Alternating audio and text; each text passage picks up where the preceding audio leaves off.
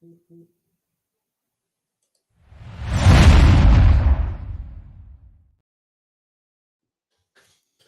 going on, everybody? Welcome back to another HVAC Success Secrets Revealed with Thaddeus and Evan, where we have good conversations with good people, and any good conversation worth having is worth having drunk. Cheers, my friend. Cheers. Good to see you again. You as well. You as well. Been a minute. I don't know why. I've just noticed that before we were going, my audio was crisp and clean, or my video was crisp and clean. And now that we're recording, it looks shitty and grainy. So I don't know. Maybe it's just me. No, you just need a better setup. Yeah, well. I'm excited for today's show. Phone's ringing. Jesus. Toll-free survey. They don't matter.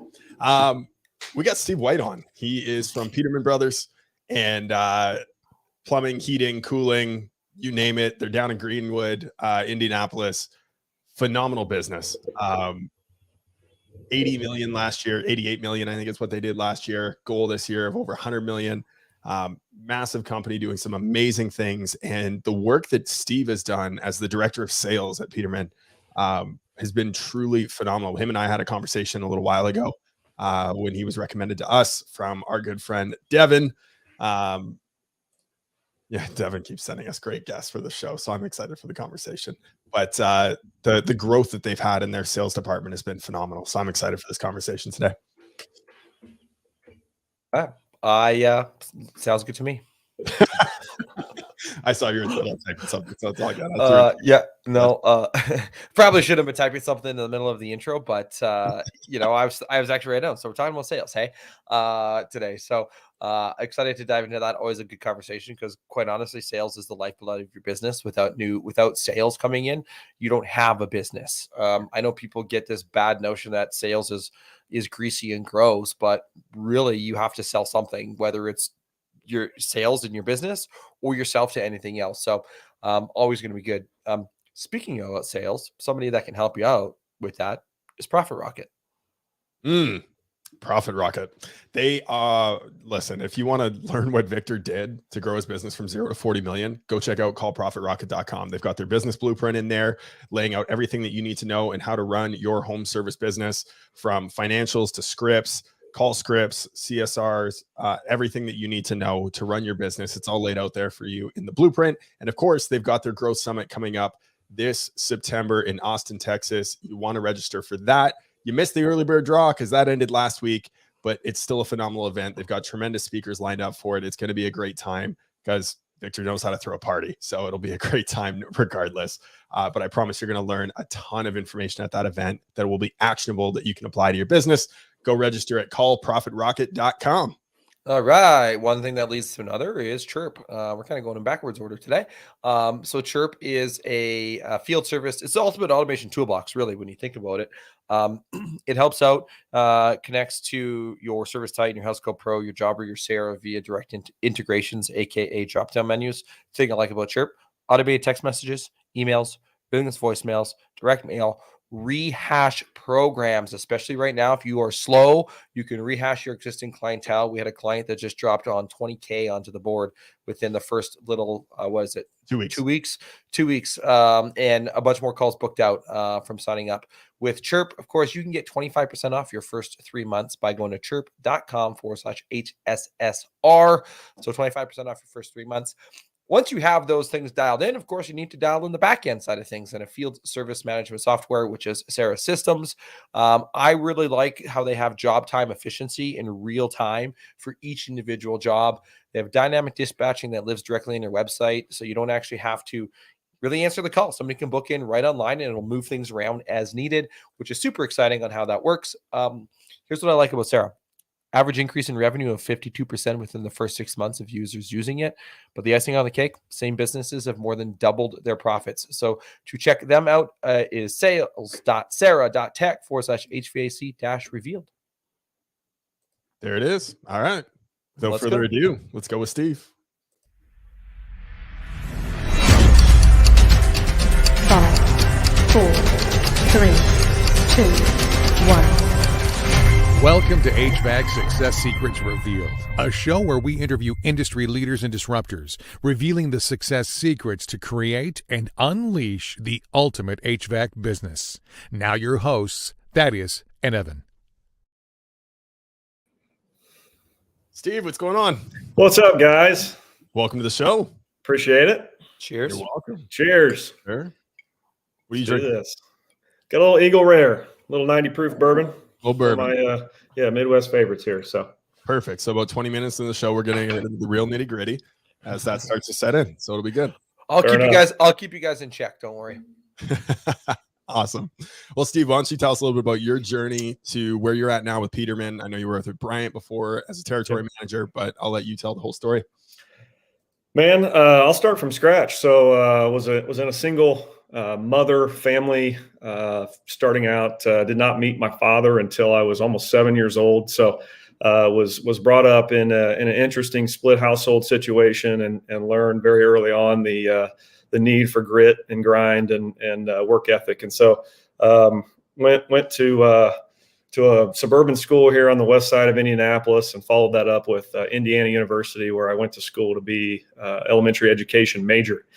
Nothing to do with sales, nothing to do with HVAC, as I think we spoke of previously, but did that, took the 5-year route, liked partying a little bit more than I liked going to class. And so it took me a little bit longer than the average person, but finally finished, taught about 5 years in a 6th grade classroom and did some athletic directing before going on to get my master's in educational leadership. And that's where I thought I wanted to end up and take my career to the next level.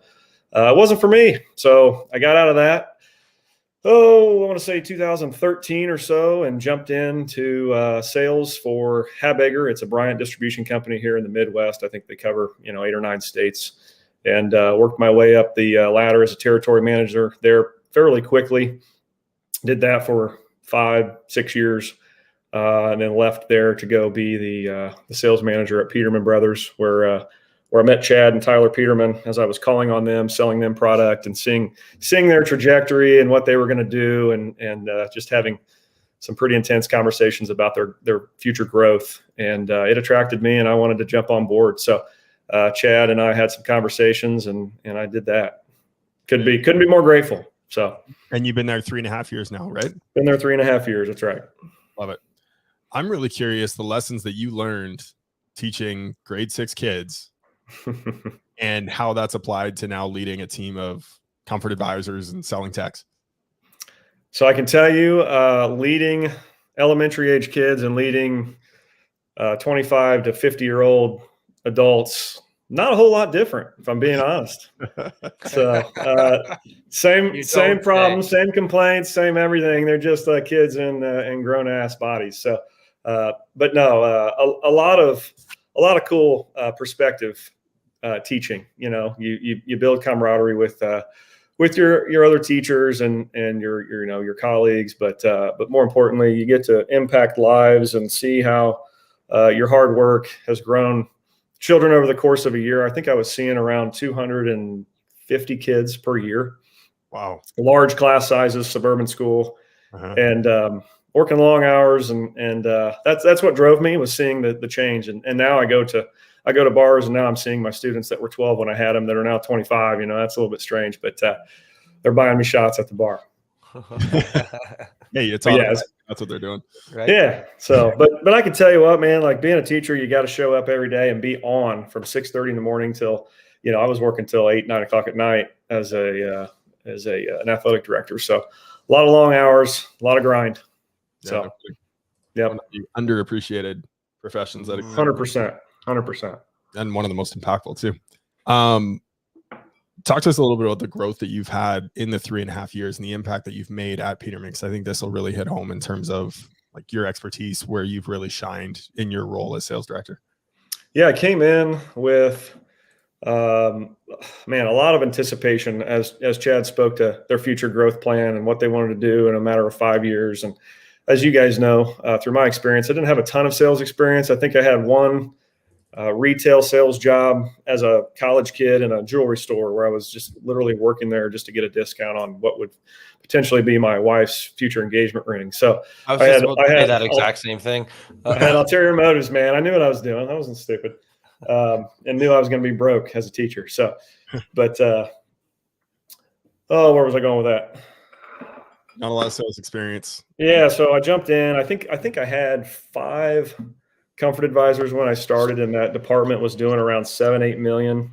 And everybody except for one was drastically older than I was and had a lot more sales experience than I did. So starting out, I had to build a lot of rapport. I had to dive into the nitty gritty of their lives and get to know them personally, and do a lot of ride alongs and show them that I cared about who they were and less about what I knew, because it was far less than they did. And that's kind of been my sales career. Is I don't ever claim to know more than the next guy. I just try to inspire and empower and work hard. So I started out with five CAs, and now I think we're up to 30. And I'm trying to think here. We've got 6 locations. I think we went from 7 million that first year to this year we eclipsed the $55 million mark in that department.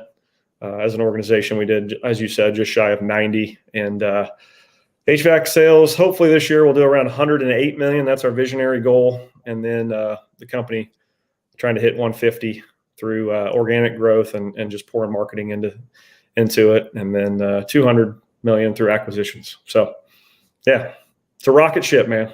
Yeah, no kidding. It's fun. I understand why you were attracted to it. Mm-hmm. Yeah. No, it's something that's really special for sure to see what Chad's building there and the whole team, right? I know he just got to speak at Rhino X a little while ago, and get out there and share some of the vision there as well. So in terms of the sales process and what it is that you're bringing in and you're teaching your guys and the structure of which you're putting together for them, I'm curious on the follow-up with it. Because that was one of the things that I found, like when I was a comfort advisor, what helped me to stand out compared to some of the other guys that I was comfort advisors with was, I believe the fortune was in the follow-up. 100%. And if you're not staying on top of those calls that you did, you're probably going to end up losing them. And the thing that helped me close more jobs than most of the other guys in the room was just simply picking up the phone and following up with them. So I'm curious what it is that what's the process look like there at Peterman? What are you instructing your guys to do? Is it something you rely on CSRs to do follow-up, automations to do follow-up, or do you get them to actually do it themselves?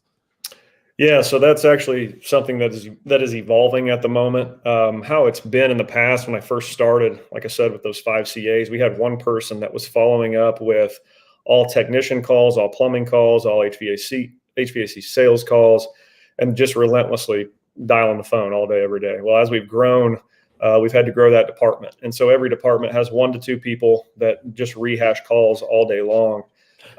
That is going to quickly evolve as we start to automate more things, as we start to implement new sales strategies through a strategy called call-by-call coaching, which we can get into here if you'd like. But as it stands currently, our CAs, once they leave the home, they can follow up that day, or they can reset an appointment if the job does not sell. But they are paired with people on the inside that are relentlessly calling, and then they just split the commission at that point if they sell it. So it's helped with some camaraderie. It's been a little bit I don't know what adjective to use. It's been a little tough, honestly. And I think as we change this and evolve it, we're creating kind of a Peterman sales way and getting all managers in a room together and trying to determine what is best for not just our team but our customer. I hate for a sales guy to walk out of a home and not be able to be reached, right? So that doesn't bode well with any consumer. So we're working through it. I love that. Yeah. Dad, did you have any questions here? I'm hogging the mic right now. No, it's all good. All right, sweet. I mean, I want to get into the call-by-call coaching, so yeah, Mike, yeah, I'll pick up the slack later. Don't worry. All right. He's trying to get to that 20-minute mark. Trying to get me dry first. No, I'm actually there's tech support on the side because I'm trying to figure out why this camera isn't working. I'm like, I can't do this during the live. They want me to go into incognito, and I'm like, you know what? Fuck it, I'll do it later. Yeah, the call-by-call management, definitely want to touch on that. Sure. Yeah, let's go right there because I forgot where I was going to go with it now. Call-by-call management, walk us through what's your process look like. Is this the service MVP way? It is, yeah. It's actually we've got 15 people out at Joe Sera's training as we speak, sitting through his pretty intensive week-long course. So pretty stoked to see what they come back with. But what we found during our shoulder season is that turnover leads are a little bit harder to come by. Market leads slow down, as you know. We're pouring all kinds of market funds into that. But at some point in Indiana, when it's between 45 and 70 degrees for 2 straight months, those leads become harder and harder to get, right? So one thing led to another through some conversation, through networking. I think Chad went to an event, heard a little bit about this as well. We decided to pilot this program back in January and found some major success with it, and started to kind of create a way to institute it across the company on a much larger scale. So what it is a technician goes on, what we would call an opportunity call, a system that's 10 years or older, or a demand call where the system is not working.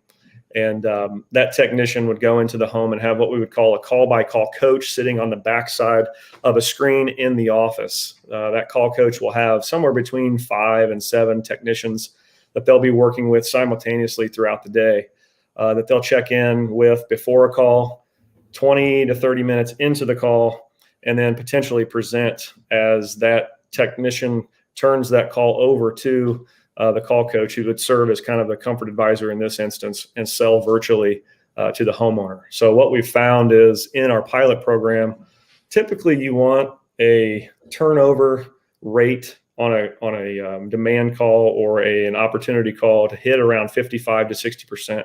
Of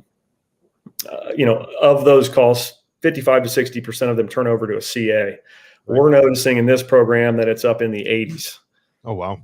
Yeah, and close rate being the same, around that 55 to 65% mark on a standard CA, following behind the tech, going in the home, the way we used to do it, which is throw them in a car and send them out there and try to get there as quickly as we can. Now, virtually, we're seeing that close rate because it's instantaneous, and you've got your technician kind of on the side of the customer saying, hey, I would do this, or I would do that, or don't go with that one, go with this one. Our average ticket jumped by about $8,000 overnight. Wow. And close rate went up to 85% in that program as well. So, and that's what Devin is running for us, who you referenced earlier. So pretty stoked to have him. Yeah, no kidding. Yeah. Well, that's incredible in terms of metrics and, I mean, a proven process. Because one of the concerns that I always hear from guys around like having a selling tech versus a comfort advisor is that loss of trust. Sure.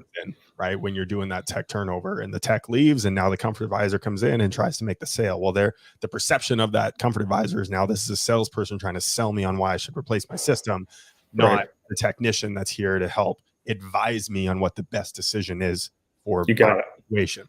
So I guess this is more of like a blended approach. So now you've got both, where comfort advisor on the phone. Is that correct? Yeah. So your technician is building all that rapport through their standard, service call, right, and, checking in with the guy on the backside, but they're presenting, they're going in, they're presenting all those options to fix it, to repair it or what have you. And then the last option would be to speak to someone who could give you options to replace. And because they're in the home, I mean, everybody, on a 10 to 15-year-old system they're staring at a $1,500 repair, who wouldn't want to know what's it going to cost me to replace this thing? You're telling me you can get me in these low monthly payments and that won't start for 60 days. Yeah, I'll listen to you. And it's okay. Let me introduce you to Bill here. He's going to jump on this virtual platform here. I'm going to turn my iPad around and you can talk to him. And he's going to present you with 6 different options, all with low monthly payments and cool warranties and bells and whistles that we can get all of the problems that you just expressed to me solved. So it's pretty cool. Well, you've almost taken the selling tech approach, but modernized it to still have the tech there because they have the trust and the rapport, but having somebody else give the advising options. But I love that whispering in the ear part. Like that's phenomenal, because now they can say, I mean, obviously there's some training that has to go involved with the tech to say, 100%. Hey, don't necessarily whisper in their ear for the lowest price option. Maybe that's the best, right? So what sort of training goes involved on the tech side of things to ensure that they're doing right by the comfort advisor side of things and the business side of things to bring it all full circle? Because the thing that techs hate is selling, right? Yeah, they hate that's right. taking advantage of people, right? And they're into it to fix units. And so when you look at that, how do you blend that together to make it a holistic approach? One of the things we've done is we've started creating our own technicians through our school. And so we're hiring people from outside of the industry that don't come in with that service technician, old school mentality of I'm just going in to fix it. I'm not there to like help drive revenue or help, sell stuff. And again, we're not doing any of this unethically, right? We're providing options and letting them choose. And that's what we coach our technicians to do as well. But this whole program is, I think it's a 6-week intensive training program where our call coaches spend every morning for 2 hours for several weeks in a row with the technicians, training them on what the process should look like, how to talk to customers, what things to say, what not to say, and how to turn that over and have what Joe or Sera calls that magic moment where they really buy into not just the guy in front of them helping them, get that call transferred over to a call coach, but also with the call coach himself or herself. So, it's a lot of training, but we found success through our pilot program. Time will tell. We haven't really instituted this yet. We go live with this on, I think it's April 2nd or 3rd, whatever that Monday is. And I cannot tell you how excited I am to see the success this is going to bring. Devin says he can make me a $100 million department by the end of next year. So we'll see what happens. Yeah. That's a big promise. Yeah. Well, if you know him, that's how he rolls. Yeah. That's really how he rolls. So one concern that I have for anyone that's listening to this is them checking out because they're a small business. So let's play a little make believe here. Mm-hmm. Let's say Steve is leaving Peterman and you're running your own business now. Yep. You're $1 million, $2 million, $3 million outfit. Got a couple techs. You're not running thousands of calls a month. You're now running hundreds. Sure. How would you implement a process like this for a smaller business? And do you even see that as something that's feasible? No, I absolutely do. As Peterman goes on our acquisition surge, we're going to do this or attempt to do this with some of these smaller companies that we purchase or partner with. And so I think it can be done on any level. I mean, more or less, I think you should have, we're going to keep a whole slew of comfort advisors for the market lead side. And we're basically going to have all turnovers be ran through this process unless there's some sort of, caveat to the deal where we can't get somebody on the phone or what have you. But in a smaller setting, it's really just about having a body behind a screen to do it. I mean, if you have 2 techs or 10 techs, you just need somebody to turn it over to that can speak intelligently and educate the customer through the screen. It's more or less about just being dedicated to the process and the implementation of it, not about the actual process itself. But yeah, no, I think I would take those 2 techs every morning out of the field or before they start their day for a couple hours, and I would take that call coach and we'd sit in a room and we'd learn together for a few hours for several weeks in a row, and then we'd hit the go button. We found it's really not that hard. It's just about doing it, right? It's just about the implementation piece of it. So not to be overthought. Right. One thought that I had, on it is obviously we're moving forward with technology as your option, right? I mean, if what happened in 2020 it told us anything, is that we can do this remote stuff, we can do online work, we have the tools necessary to be able to do it. I mean, look at us, we're having conversations where all 3 of us are in different places, and we're running a podcast, right? And having a great conversation as a result of it. When you have the technicians or even the business owners for that matter, when you guys start rolling this out, but when you have the technicians and individuals who are scared to adapt this new technology of something like this, what do you say to them? We have kind of an anomaly of a culture at Peterman. So it's been, I'm one of those people that I struggle with contentment. Just ask my wife. I'm always like moving on to the next big, best thing.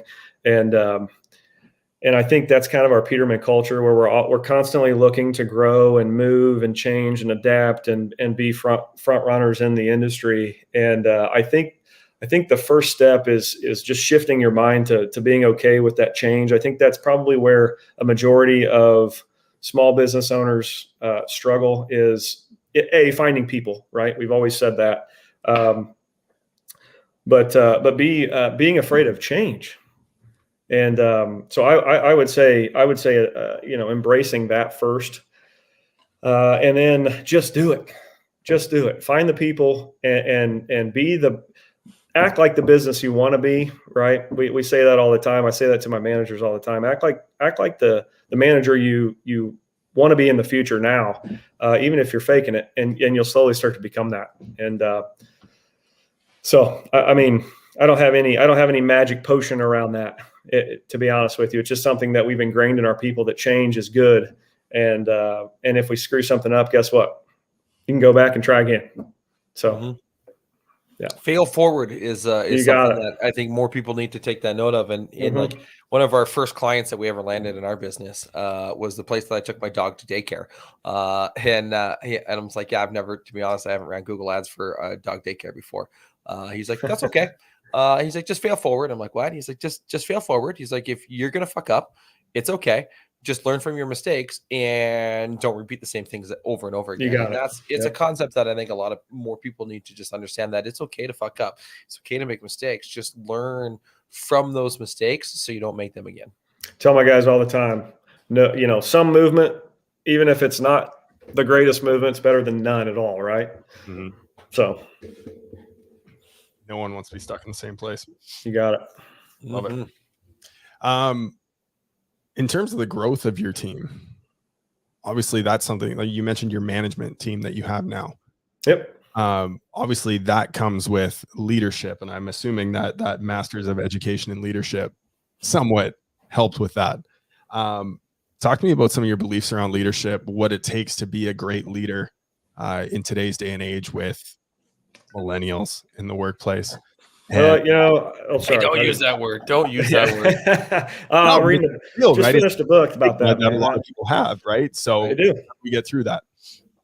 Yeah, actually just got done reading a book about, and the last chapter was about millennials, and it's a Simon Sinek book. And I hate that that millennials get that generic rap of being lazy and all the other adjectives that go with it. But right.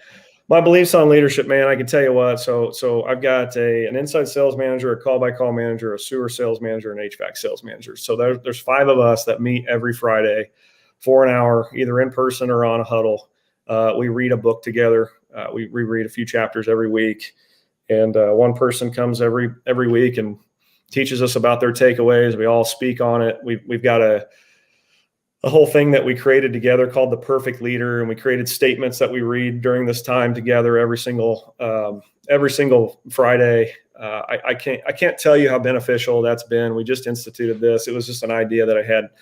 I don't know. I think I was probably in the shower. I feel like that's where I have all my good ideas, is standing in the shower. But one day I was like, you know what? I require all my sales managers to have daily huddles with their team. Why am I not having some sort of huddle with my guys? Mm-hmm. And so I started instituting that, and it's all around leadership. It's not even about managing any processes or sales stuff. It's just about being a good person that wants to be there for their team.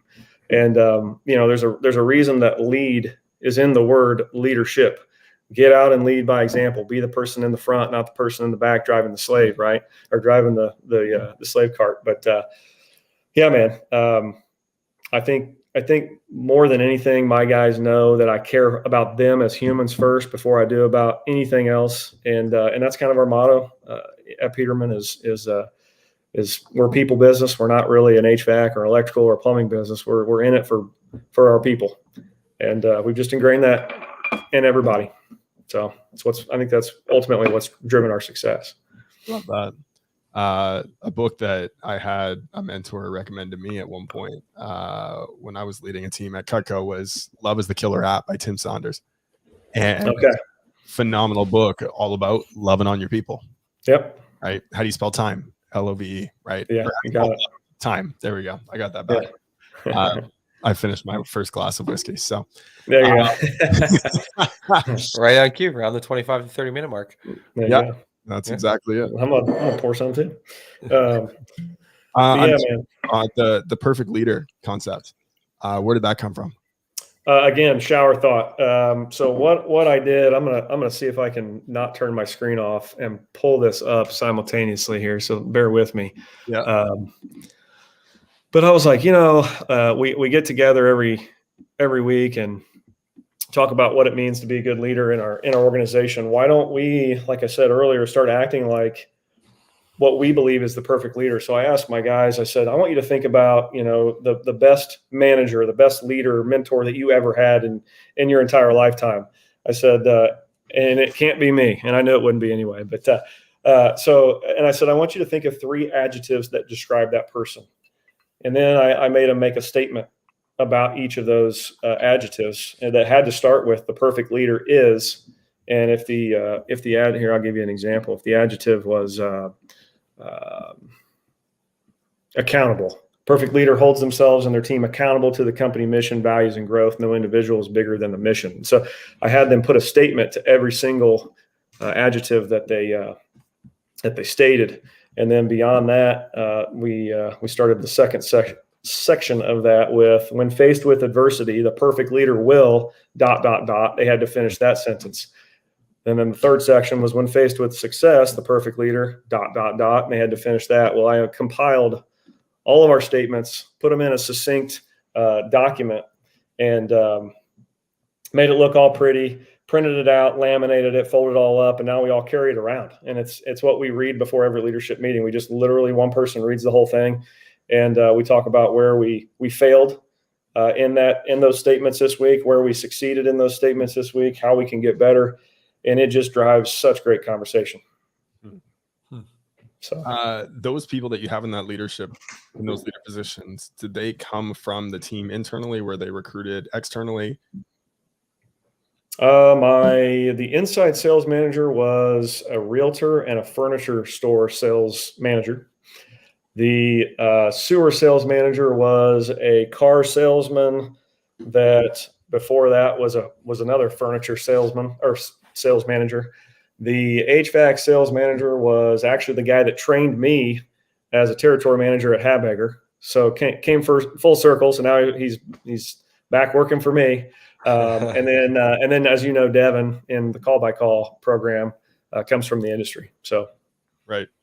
But yeah, man, we're not afraid to recruit outside of the industry. We know what bad habits can be created within it. So, well, and I think there's this misconceived notion that you need to have experience in order to be able to be good at it. No, you don't. way. Like you Not can at all. learn. Like if you're a good human and a smart person, you can learn what you need to learn in order to be able to be good at it. It's the innate traits that go with it, right? Mhm. And it's always the same thing. No, it's just moving from one industry to another and applying those same traits with the knowledge of that particular product. Yeah.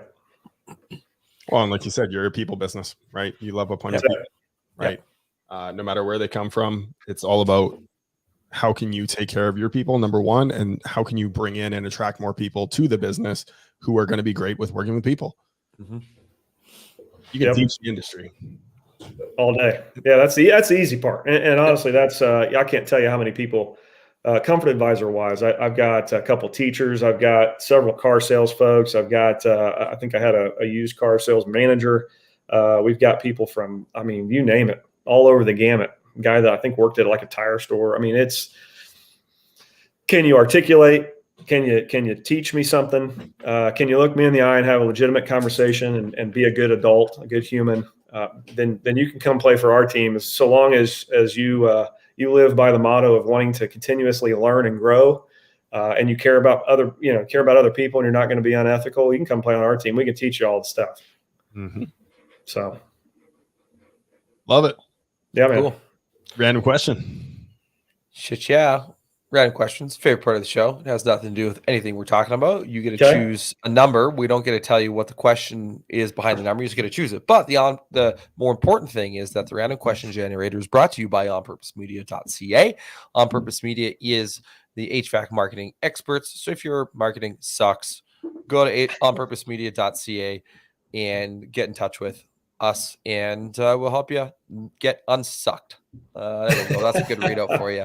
Unsucked. I was going to say on the website. I was going to say unstuck, but I'm like, nah, I already said if your marketing sucks, so it's going to be unsucked. So that's a good readout. So we'll actually probably get a better readout, not by me. At some other future point in time. All right, 4 questions.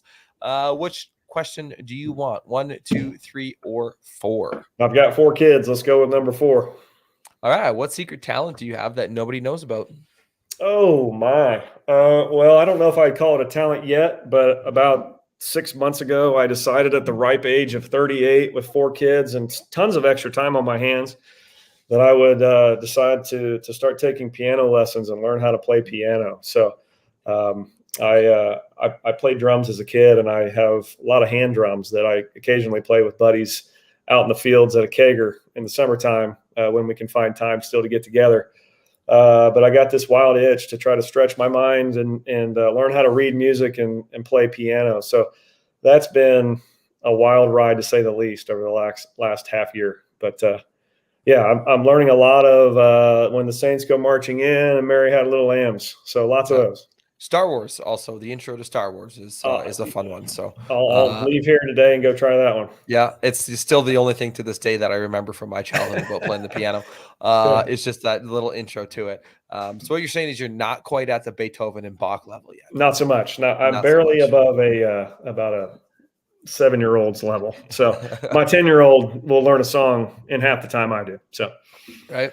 Well, their minds are more adaptable to learning things quicker. 100%. Well, what a great way to live the motto of Peterman of continuous learning and growth, right? How can you stretch yourself? How can you push yourself both in the business and outside of it? That's great. I love it. I did it literally for that one purpose. One reason was to see how disciplined I could be to learn something over the course of time. Last year, my discipline thing was growing out my hair. I grew it out for a year and a half. Everybody gave me shit the entire time I did it. I looked ridiculous. If you look at my Facebook page, it's my background with me holding one of my kids. And yeah, I was like, you know what? It's something I can discipline myself to stick to. This year it's piano, and hopefully it lives beyond the year mark, but the hair had to go. So Now I kind of want to try to find this on his Facebook, but Nice. yeah. So is that something that you've been doing consistently since you've been at Peterman, or was that something you did even before that? Like this? Man, yeah. Again, I'm a weird guy that struggles with contentment. So I'm always looking for something, some weird random goal to work towards. The year prior, 2020, I tried to see how long I could grow out my mustache. So I had this like absolutely ridiculous like twirl up mustache. Yeah, I looked like a super trooper for a hot minute with my bald fade and my thick black stash. So there's always something. Did you keep the mustache with the long hair? Because maybe that's the next one is to grow out both the mustache and the hair at the same time. Yeah. That's some good motivation right there. I think I might try that. We'll see what my wife thinks about that. I think I was on the verge of divorce several times. So. You know what? I'm looking at the cover photo, and it honestly doesn't. I was picturing something completely different. It doesn't look bad. Well, it got way worse. That was at the. I'm trying to think what mark that was. That was, I think, an October picture. I grew it till mid to late January. So add a few more months to that. But yeah, I got it to man bun status. I thought it was cool for at least a second. See, now I had the long hair with the mustache and the pianist, and all of a sudden with the man bun, and you're actually fitting into the millennial vibe. Yeah, exactly. Be careful how you say that word, pianist. I had to double check on my ears on what he said there. So I'm sure mothers everywhere will be excited to sign their kids up for piano lessons with you. Yeah. I doubt that's happening. All right. Training. Yeah. I wanted to get into training a little bit. That was another topic that I had written down from our first conversation. Walk us through the process of getting someone into the business. You say you're recruiting mostly outside of HVAC now. What does that training process look? Bringing someone in, who is it that you're looking for? What are the qualities that you're looking for in a great comfort advisor, sales tech, or technician, if that's something that you're recruiting for as well, if you're responsible for it or not? Is it quality based first, character based first? Like what does that look like? Yeah, it's 100% character first, if I'm being honest. And we put them through a few exercises during the onboard, or actually through the interview process, that we try to push them into a little bit of some high pressure stuff, just because I feel like where there's pressure, there's character revealed, right? And so we put them through a couple exercises during that interview process that I think reveals quite a bit about who somebody is. But more importantly, we look for somebody that, as they're speaking to me, can they captivate me? Right? Sometimes I'll stop an interview and I'll say, hey, you know what? I don't care what you tell me. Just tell me a story. Tell me something that will make me feel some sort of emotion. And if they can't do that, it's tough for me to make a hire, to be honest with you. I need somebody that can bring some emotion and some energy to a conversation. So we do that. We look for somebody that's articulate, obviously, that can stand in front of another adult and teach them something and be confident in it, and handle an objection without batting an eye, and believe in the Peterman way and the process and the product and themselves. So, like I said, we'll hire anybody from any industry. Their track record in terms of where they've worked and what they've done is far less important than who they are and how they can grow and learn and be adaptable. Hire for character, train for skill. You got it. Curious, in that process, you mentioned you put them through some intense exercises to be able to put out some stress. What sort of exercises are you putting them through? Yeah. One of the main ones we use, and actually Devin, I think, brought this to our company, and I don't know where he stole it from or if he created it on his own, but we'll make somebody sell us a color and an adjective. Have you heard of that one? From Devin. Yeah, from Devin. Okay, yeah. So name a color. Okay, it's green. Name an adjective. Sparkly. I don't know, right? So, okay, sell me sparkly green. You've got 5 minutes to prepare. It needs to be a one-call close, and it can be whatever you want it to be. Go. And they prepare for a couple minutes. We step out of the room, go grab some coffee, come back, and then they jump into presenting their product and asking questions, and we see how they kind of step outside that comfort zone. Even if they suck at the sales process itself, it's about how do they do it? How do they go about it? When we give them their feedback, do they own it if they sucked at it? Or do they try to deflect it and say, oh, it's not, I didn't know, or it wasn't my fault, this or that. How do they take feedback too is a big one. I like that. I know one of the questions that I ask in our interview process, the very first question once I get somebody on like a call, so we're all remote, is describe yourself in the third person. I like that one. And so, but it's one of the very first question that we get into after like the pleasant, the hey, how you doing type stuff, because it catches people, right? And they have to instantly be like, oh, I've got to actually describe myself, but in the third person. And some people completely miss the mark, and some people nail it. But it's also quick thinking, right? Are they quick? Yeah. Are they be able to adapt on their feet? So, also a really good question. I love that. Yeah, it's really good stuff. All right, Steve, tell me a story that will captivate me. Yeah, man. So, why did I feel like I knew this was coming? So let's go deep. You ready for this? Yeah, let's do it. So at the age of 6, my mother and I lived with my grandfather. He was 58 years old, and he left the house at about 6 o'clock. My mother and I lived with him in a small 1970s ranch in Plainfield, Indiana, just west of the Indianapolis airport. And he drove to a church about 10, 15 minutes north of here, because I still live in the same town, but and was playing open gym basketball at the age of 58. He made a few shots, played some fairly good defense, was running up and down the court, and during the middle of the game, collapsed at half court.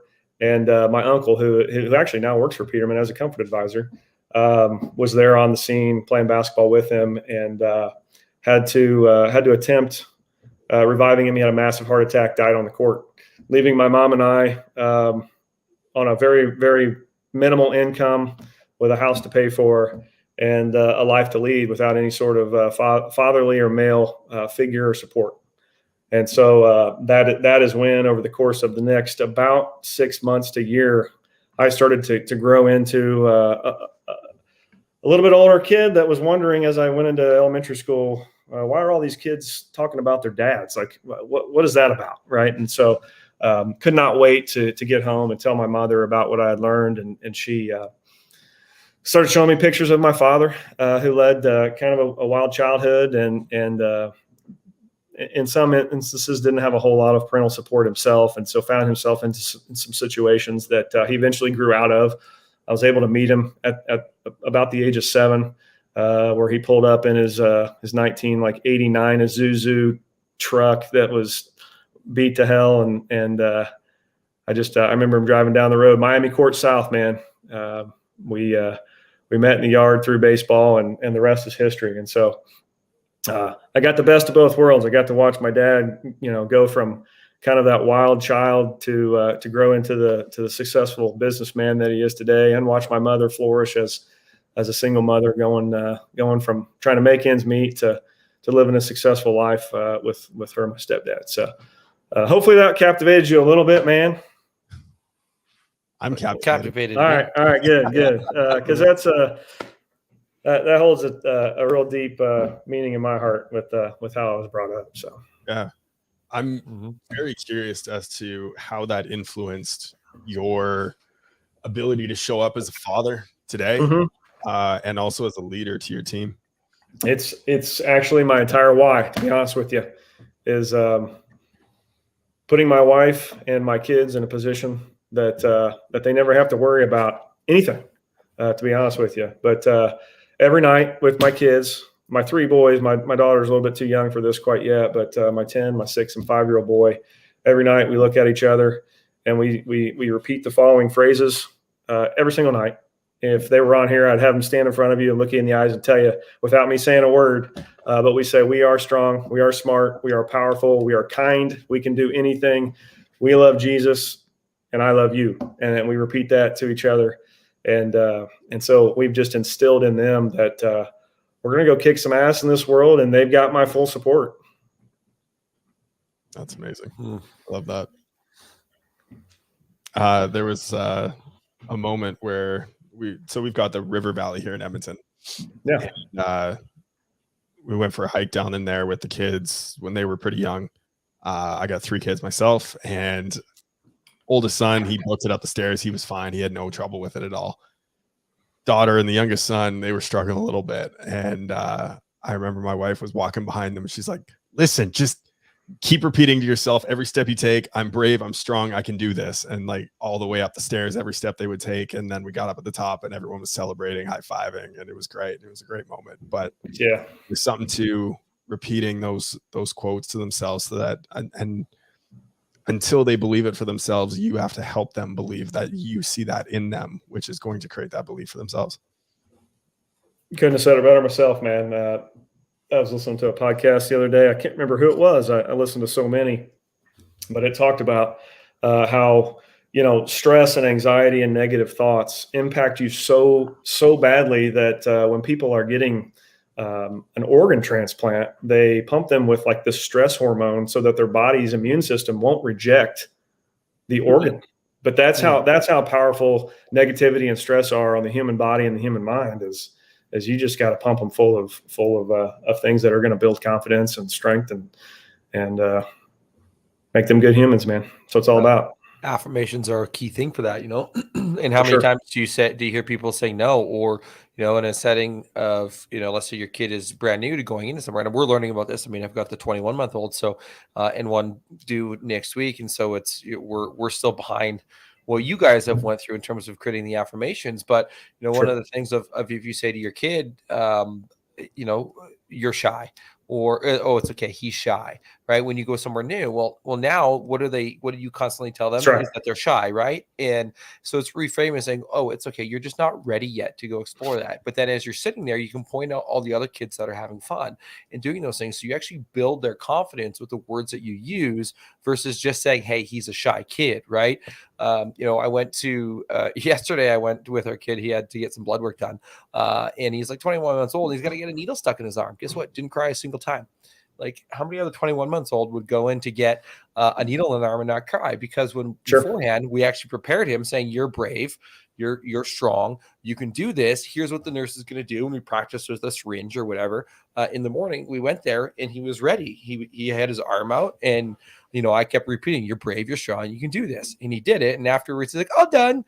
Puts a sticker on and goes running away, right? Like, it's amazing the words that we can use with our kids to be able to really create the right individuals with that, No taking different business, man. right? It's no different business. and It's the same and stuff. which leads into the other part. I know you've talked a little bit about it with like in terms of getting the perfect leader, reading those out, having your managers read this out.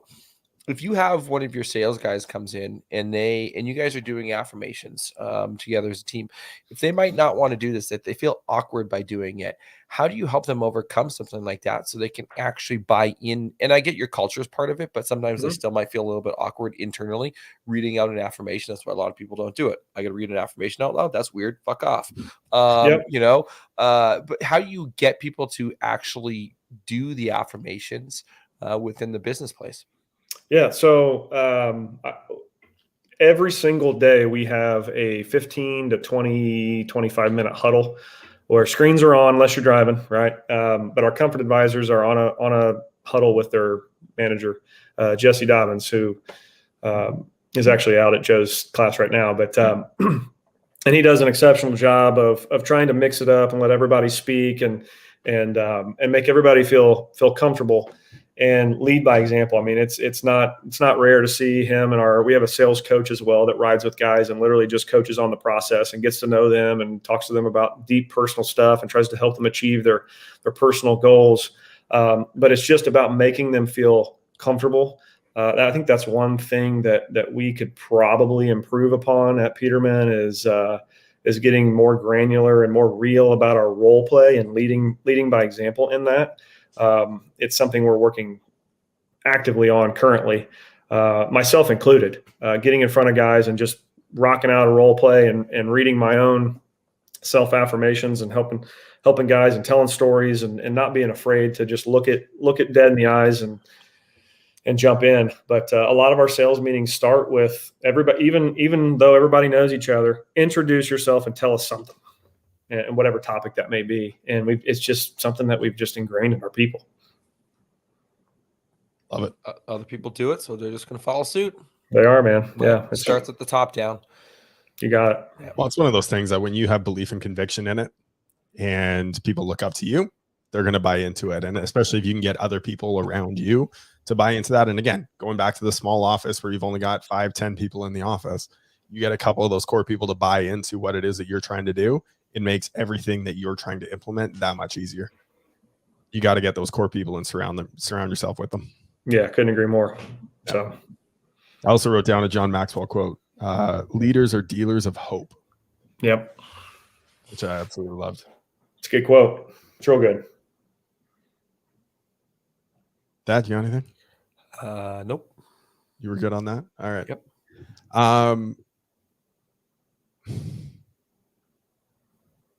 Relationships with vendors and financing was something that and partners. Yep. The last topic that I had written down, and we'll hammer this out because I know we got 5 to 30 minutes, somewhere in that range. This is something. I can talk about financing and vendor partnerships for a hot minute, man. So what do you want? What do you want to know? All right, let's do it. I guess 1, negotiating rates. 2, building strong relationships so that when you need something from them, it's very easy to get it based on the relationship that's built there. I think this is something that's very underserved within the market. Something that, I mean, it's all about building relationships at the end of the day. So talk to me a little bit about the relationships that you have with your vendors and how that has helped your sales team and your comfort advisors. So our vendors are our friends, man. Up to the point where, obviously you have to draw certain lines because it's business too. But coming from the wholesale world and getting treated the way that I got treated sometimes by small business owners, that I was just another territory manager knocking on their door trying to get business, right? And so I've taken that with those ideas and thoughts about that with me into the Peterman business, and I just look at it a little bit differently. So they want to be treated like people too, and not just be used for whatever it is they're offering. But currently we've got partnerships with a couple different equipment brands. Our financing vendor partner, we are so tight. We're with Good Leap. I don't know. I'm sure you guys are familiar, but Seth Ure and Gail Tripp Phenomenal out there. Person.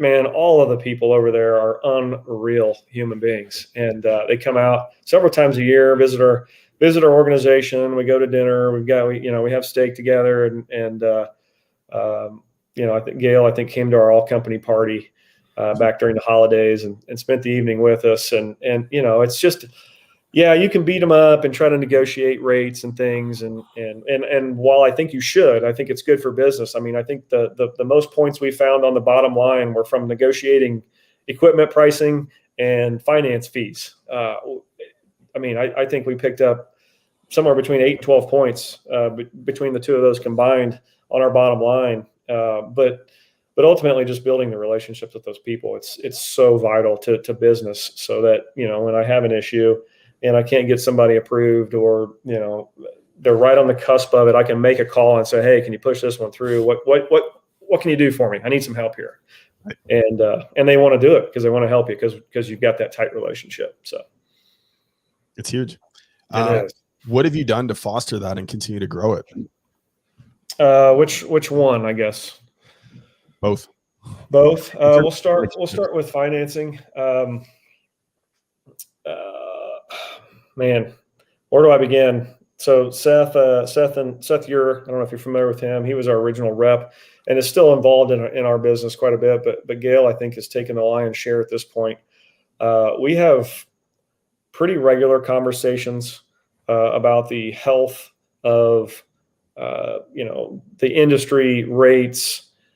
She knows our vivid vision for our 5-year plan, and we've included them in that and said, hey, do you want to be a part of this? We would like you to be a part of this.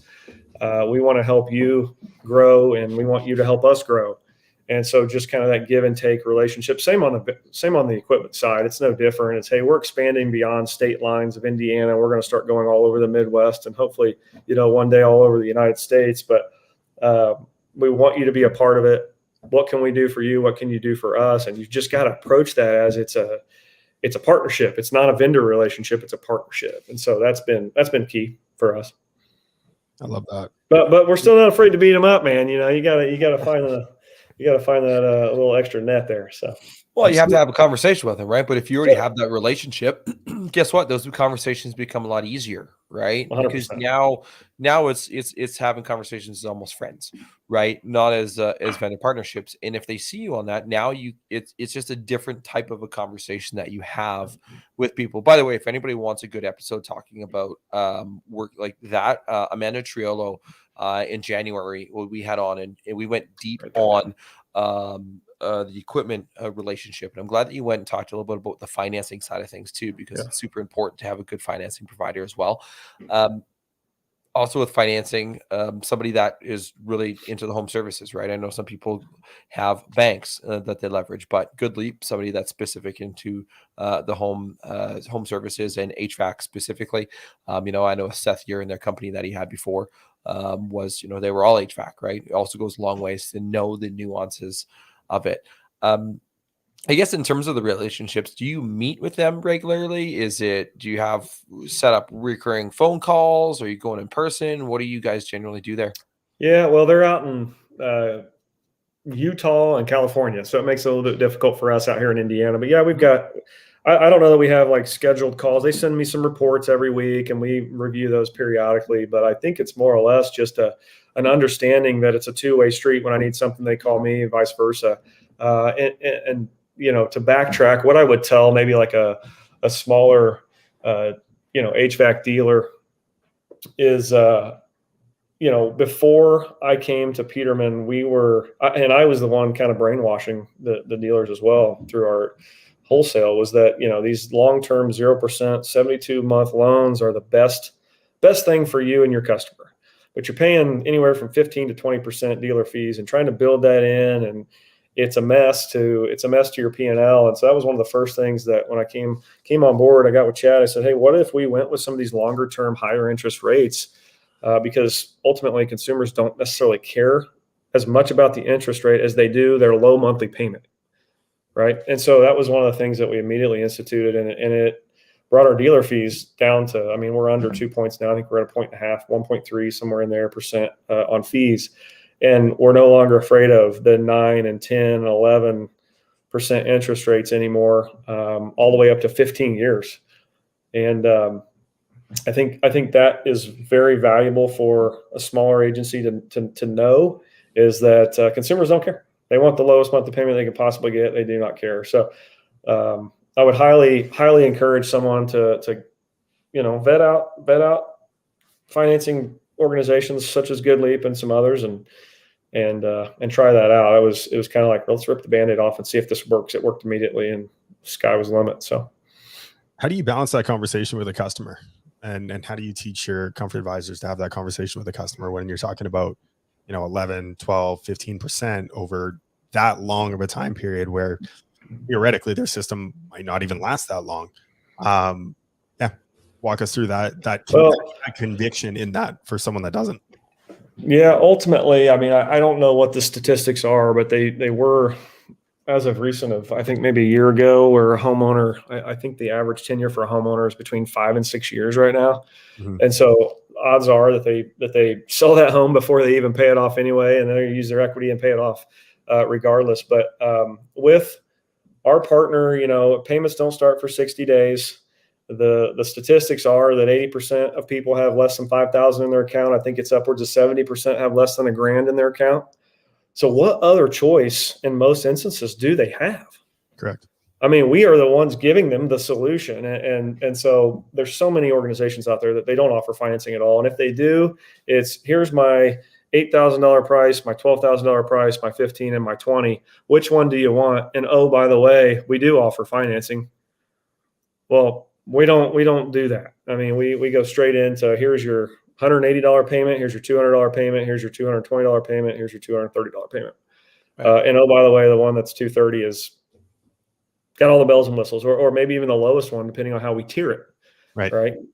But and then you're going to get the customer who doesn't want the low monthly payments, like, well, I want that. What's your cash price, right? And now you have a conversation around that. So and then you congratulate them for being that that 10 to 15% buyer. And they pump their chest, they pay cash, on down the road you go. You give them, if they're hung up on, getting that small little discount, then we'll throw it at them and get it installed, and down the road we go. So, yep. Put it on the Amex Black Card. All right. There you go. Yeah. I've had numerous customers do that in the past, and every time it hit the counter and it just went ping. It was great. No, I love the idea of including people in your vision.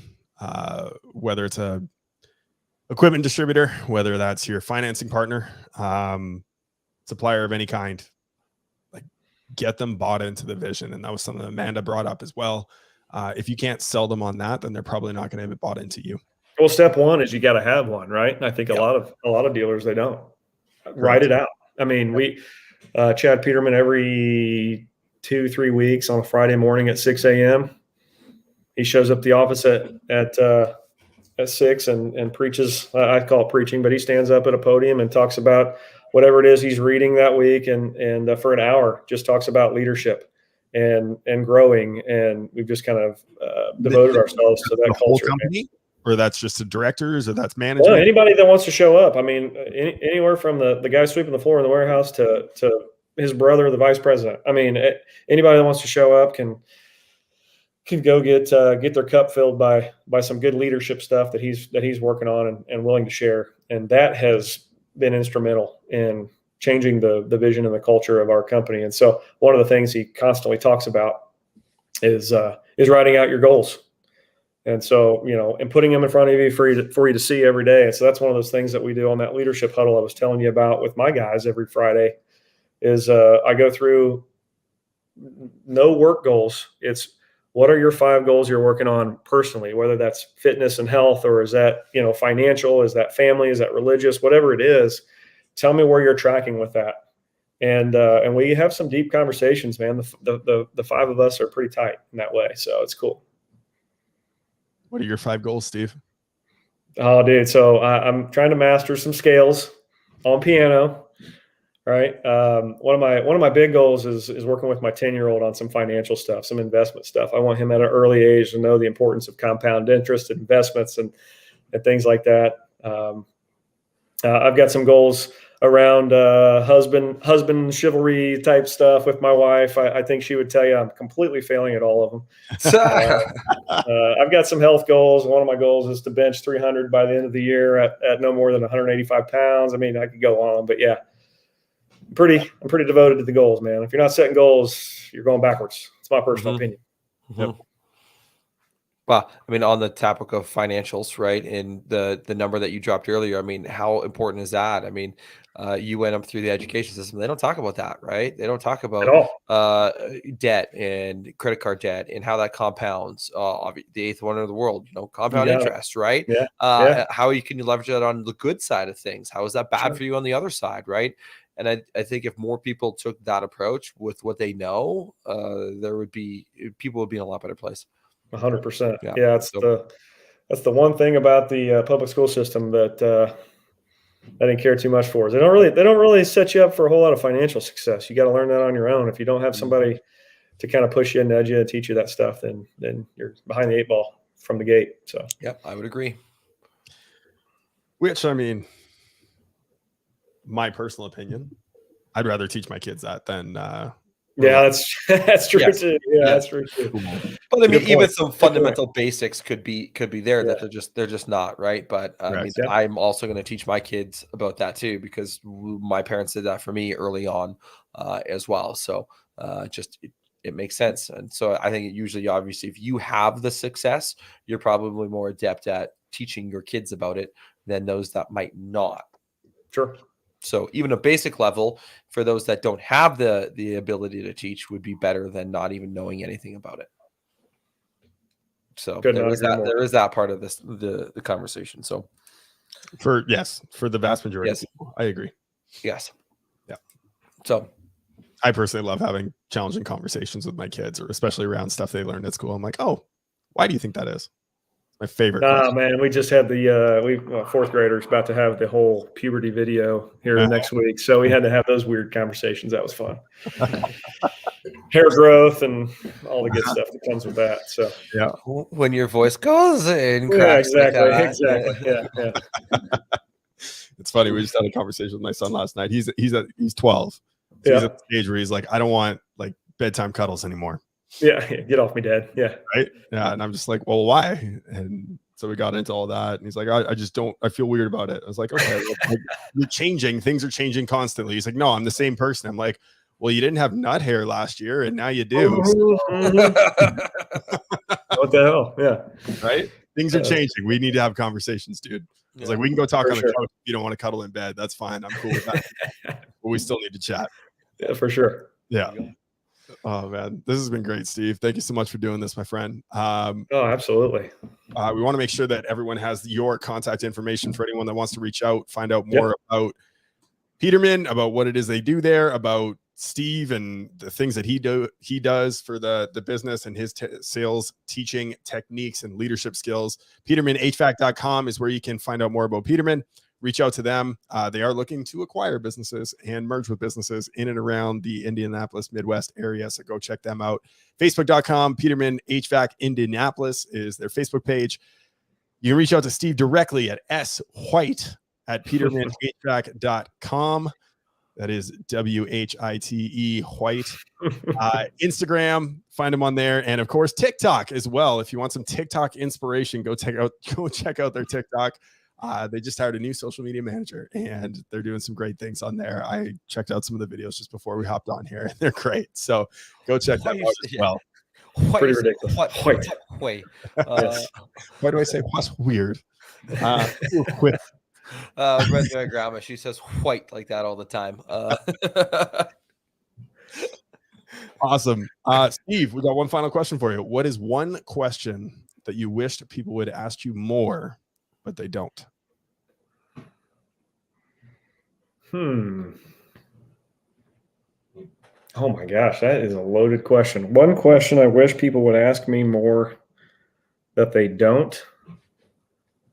Does this need to be business related? Nope. It can be anything related. I know my wife's going to be listening to this. So where did you pick up such a lovely lady? There you go. Yeah. So where did you Right. pick up such a lovely lady? Yeah.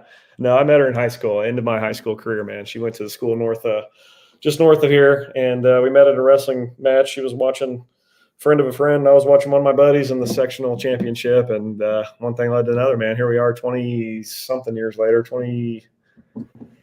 oh geez, that was 02, 21 years later. Yeah, it's great.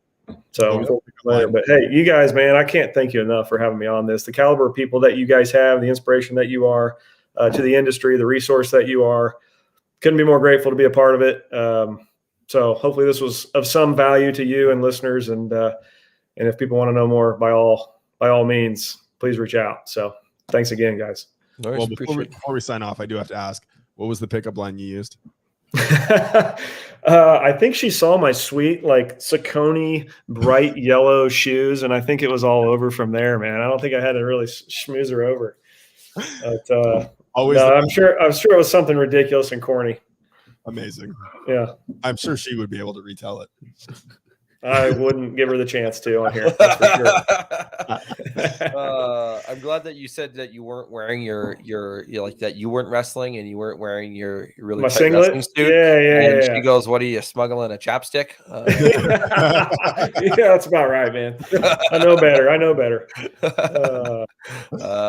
Awesome. I play baseball. There you go. You wear a big cup and then they can't tell. They can't tell. That's right. Awesome. Thank you so much for doing this, Steve. Appreciate you. My pleasure, guys. For another great recommendation for another great guest. And until next time. Cheers. Yeah. Well, that's a wrap on another episode of HVAC Success Secrets Revealed. Before you go, two quick things. First off, join our Facebook group, facebook.com/groups/HVAC Revealed. The other thing, if you took one tiny bit of information out of this show, no matter how big, no matter how small, all we ask is for you to introduce this to one person in your contacts list. That's it. That's all. One person. So they too can unleash the ultimate HVAC business. Until next time, cheers.